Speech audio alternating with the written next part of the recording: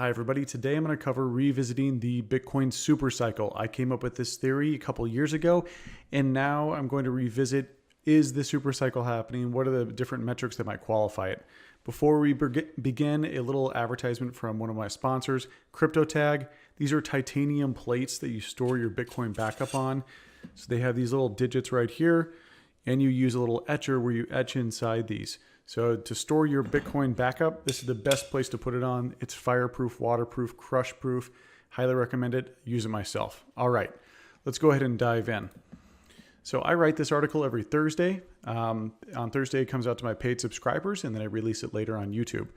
So a little bit of background. Most readers will remember my popular article, The Bitcoin SuperCycle, that I wrote in December 2020, but I actually wrote it originally, or mentioned the SuperCycle originally, all the way back in 2019. And here's the tweet that I have where I talk about how the next bull run might be a super cycle. And folks often ask me, Dan, what signs are we looking for? So I'm going to go ahead and revisit my old theories and see how we're tracking along. Well, Bitcoin was planted during the 2008 financial crisis as an antidote to bad central banking policy, but it had largely grown during a macro bull run. That means the mainstream markets. There were no depressions or recessions from 2008 to 2020. I'm speaking very generally. Of course, there's like little pockets here and there, but not a global one. Every 7 to 10 years, we typically experience a short-term debt cycle in the macro markets. Now, Bitcoin has its own little cycles, which are tied with the halvings. You've probably heard about Bitcoin in 2013, 2017, when friends and family were talking about the wild swings in price. Well, some hypothesize that 4-year cycle is actually induced by the halving. What happens in the halving is that there is a reduction in supply because the newly minted Bitcoins drops. And due to that, plus an increase in demand, makes the price go up. This is what we call Bitcoin's viral marketing loop. And Satoshi describes it succinctly.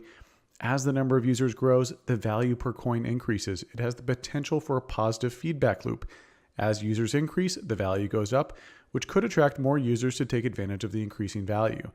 Now, Satoshi wrote this before Bitcoin was worth a penny, which is wild.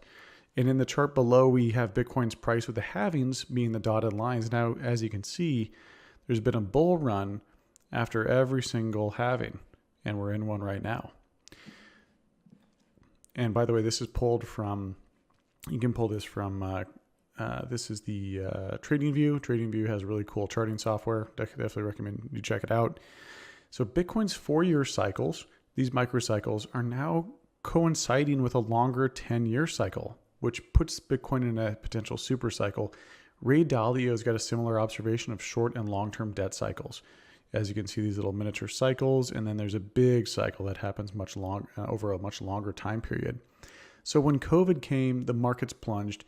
While Bitcoin eventually recovered, governments across the world engaged in unprecedented money printing. And this shit was crazy. Central banks printed $25 trillion. That's right, $25 trillion.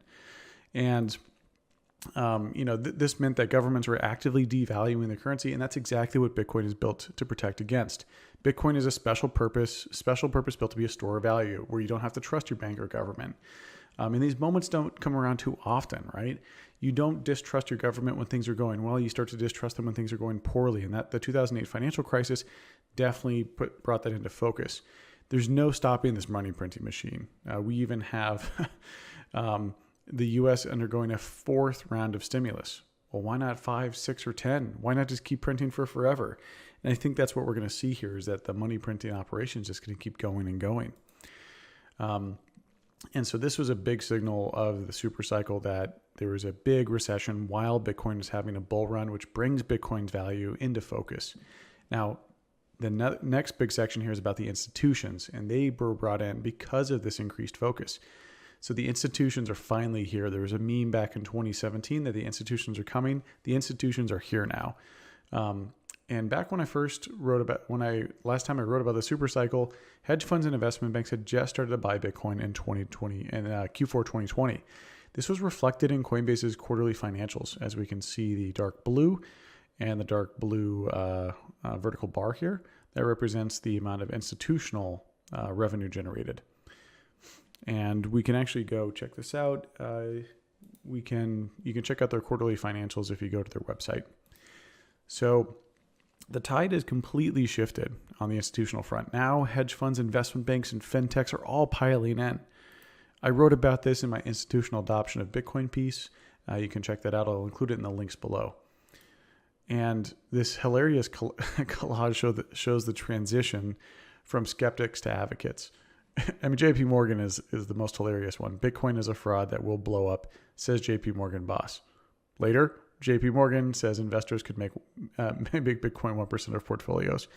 Just the hypocrisy before of them just not believing in something new and innovative, and then the juxtaposition with what they say now is really funny and really transparent. And since the end of last year, though, since the last time I wrote about the supercycle, we saw institutional narrative snowball even more when Tesla decided to buy Bitcoin. This was huge. So Tesla bought $1.5 billion in Bitcoin. That's a massive amount. And Elon Musk publicly came out and said he's a big fan of Bitcoin. This was a huge checkmark for the supercycle theory, and I honestly didn't think it would happen for another microcycle.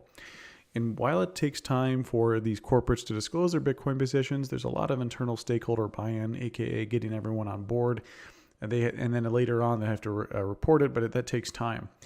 With Genesis's quarterly report on lending and borrowing, they also have an OTC desk, and they saw volume from corporates increase to over 25% of their total activity. Much of this surge was attributable to a mix of clients taking positions in Bitcoin for the first time. That's a lot of money. That's a big sign that the corporates, as part of the institutions, they're coming in now, and they have a ton of money with them. Over the next few months, we'll see these come out, and I think that's going to be really, really crazy and really, really big check mark for the super cycle. Now, without institutions, Bitcoin would have been relegated to a very niche asset class and held by individuals who have little influence over global finance and politics.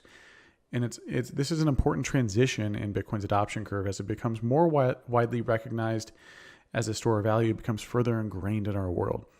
Institutions coming into Bitcoin legitimizes it for retail traders who then pile in. A lot of your family members, friends, they might not believe in Bitcoin yet, but as soon as these institutions say it's safe, they're going to start buying. So that's going to be really, really killer. Another promoted slot here, CryptoTag, again, one of the best tools you can use to store and protect your Bitcoin. Go to their website, check it out. It'll be in the link below. They even shoot it, which is wild. So go check out. They've got videos of them torturing this device. This device would protect your Bitcoin backup. That's the 12 to 24 words that you write down. And to kind of finish up the whole story here, there's finally Bitcoin has a singular narrative. In 2017, there were many competing narratives to Bitcoin's Gold 2.0. Many of you probably remember the ICOs. And Bitcoin was also fighting a Confederate fork, Bitcoin Cash, which felt that Bitcoin's purpose was to be a cheap PayPal. That was a really popular narrative back then. Both the dApp platform and cheap PayPal narratives have kind of faded away a bit. Bitcoin's Gold 2.0 narrative really shines, and that's what's driving the crypto space forward. It's the largest focal point, and that's going to accrue a bunch of demand. And back in the day of 13 and 2017, the last two bull runs, there was very little content to help newcomers understand Bitcoin and for existing Bitcoiners to maintain the faith. But after the 2017 bull run, there was a ton of new content that came in. This is actually when I started to write. And finally, one of the last check marks in the super cycle is the ease of use. 2013, 2017, really hard to buy Bitcoin. You had to wire it in, understand how an order book works. Now you can buy it with PayPal, Robinhood, Cash App, SoFi. It's so easy. This Bitcoin cycle is different. That's why this is a super cycle. Bitcoin was made for this moment. Never before in history have we seen such a strong fundamentals. Has Bitcoin had such strong fundamentals against a macro backdrop that highlights why Bitcoin's needed? The narrative is singular, and the ability for global value to flow into Bitcoin has never been easier through the rise of institutional adoption. What happens when Bitcoin moves from 0.01% ownership to 1% in the world? This is going to be huge. It's not going to go from 100,000 to 300,000. It could blast right past that or have a more mild bear market. In other words, that's the super cycle. I hope everyone enjoyed. Really, really fun digging in on this. I don't think this is highly probable. I think it's a possible super cycle just due to this time being so different. Again, I'm not saying that this is going to happen. In fact, I think it's a lower likelihood, but it could. Hope you enjoyed. Cheers.